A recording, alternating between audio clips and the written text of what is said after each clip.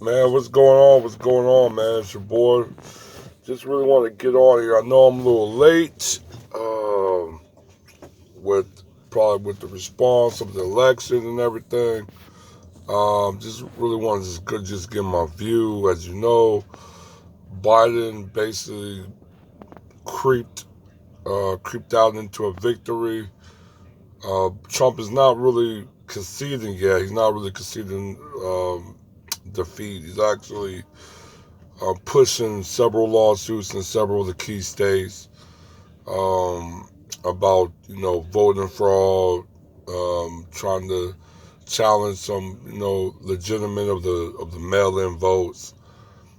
So he's basically fighting tooth and nail on the result of the election. But the thing about it is he still has a strong base, a strong support within the Republican Party.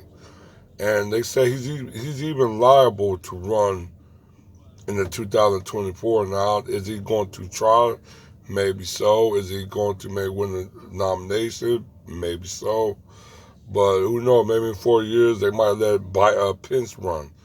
Um, Pence is almost like a Trump guy. So definitely the base will get behind him. The established party would definitely get behind him because they respect him a lot. So and obviously he got almost a sway in the moderate uh, casual races. So they would definitely have no bone to pick to vote for Pence as well. If the Biden presidency is as weak as what people suspect it's going to be. Um, Now, what I really want to also drop as well, Detroit got to take an L. They have to take. They got to take an L. Um, like I said, Michigan was pretty much red through most of the night. I don't think it was just really mail-in votes. I know they did say they like to count the mail-in votes um, after um, when people that's basically coming in to vote in person or whatever like that. But the turnout in Detroit really would tip the scale into from Trump into Biden. And well, I have to say Detroit took a major L for this because every year, it's for some reason Detroit been dropping the ball when the collective kind of needs that body of Detroit. I'm talking about black people specifically to really hold it down. I remember there was an old video. It was during, if I'm mistaken, it was during um, the last year of the Obama administration when the Flint water crisis happened. And I remember I used to watch a video from SETI, the general. Now he's from Detroit, he's from Michigan. He talked about Detroit. He talked about how they dropped the ball. They basically was like the Flint and many of the little cities around central and southern part of Michigan get their water supply or their water system, like water supply, water system coming through Detroit. Detroit basically managed the water supply, water, drinking waters, and everything. And all of a sudden, out of so many decades, they elected a white mayor. Now the reason why I think is I forgot the last name of this mayor, but they elected him, and then all of a sudden they gave control to the state. Now normally Detroit would take care of the drinking water supply for Flint and other little cities around the states around there. But they gave control to the state that switched the water supply from the Detroit River to the Flint River. That's very polluted. I've been there myself. I know about the Flint water. Detroit River is very beautiful. They do have sanitation water treatment plants facility there. But the Flint River don't have none of that. Don't have no treatment centers, none of facilities, none of that. It's just a polluted, dirty stream river. And from that voting, that election of that white mayor, he was the first white mayor to be elected in several decades. Like I'm talking about they ain't have a white mayor since the 60s. Um, so definitely a shattering. And boom, the water crisis happened. So definitely, like I said he blamed Detroit for that.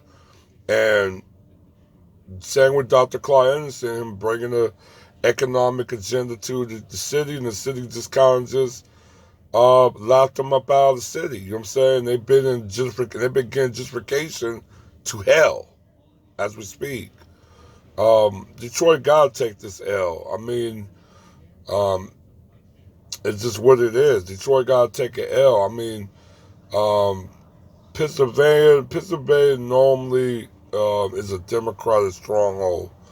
Um, so it's always going to be favorably vote Democratic. It's very rarely it's going to in a presidential election go red. Even though it's been red a few times and it can't go red. It's normally is a you got Philly on the east, got Pittsburgh on the west, Alabama in the middle. That's what makes Pittsburgh very conservative in a way. But you got two liberal cities on the either side that kind of almost in a way balance it out in a way. But yeah, man, just really, I just said, Detroit, I think really dropped the ball. Not really being on code. I mean, not really even pushing an agenda. They just voted just to vote. And I'm just saying, Trump was with Biden or the Democrats going to look at it is getting Trump out was the black agenda, and that's not the black agenda at all. That's just something that's out of fear. That's something that black people should be stopped really taking into stride and really get into a logical sense instead of leaning into emotional. Because like I said, being emotional don't get you nowhere. Um, I think Biden president is going to be the weakest it's ever been. He nearly beat Trump out. It was a few exceptions. He should have been a landslide, but it wasn't. Um, there was no blue waves behind him. So, and it also said you forgot 2 years. You got a black electorate that's really still don't really trust him and the Kamala Harris. So you have already shaken the grounds beneath their feet. So in 2 years it could be Republican control again. And in another 4 years, they could lose the election. So it's a weak presidency. And it's really what it is. I mean, we're still going to hold this feet to the fire. We're still going to be on the march with this black agenda. Is what it is. We're not going to stop. Um, like I said, I mean, many blacks are going to try to get an agenda, but it's kind of hard to push an agenda when you didn't ask for an agenda. Um, you just voted, and you guys know that he's not going to give you, but you voted anyway. To me, that's nonsense. That could be worse. You already have white liberals that's already, in a way, disrespecting many sites of where black people were killed or Black Lives Matter sites. Basically, just almost defacing it. And this is what's going to happen for black people. It's still going to continue, but it's going to be but they're going to start ignoring you because they feel like getting Trump out ended racism or white supremacy or anti-black racism. And no, it didn't. It just went back into hiding again. But it's still going to continue. That's the thing. It's still going to continue. Like I said, many cities, many places was off code. Detroit definitely was off code.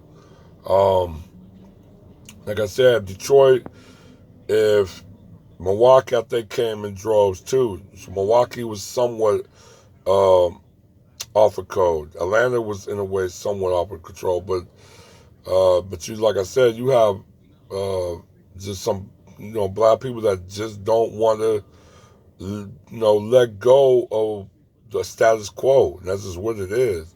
It's kind of sad in a way, but it's what it is. Like I said, man, I'll go on in and let you guys go. I'll probably get back on here real soon, and you guys take care. All right, one.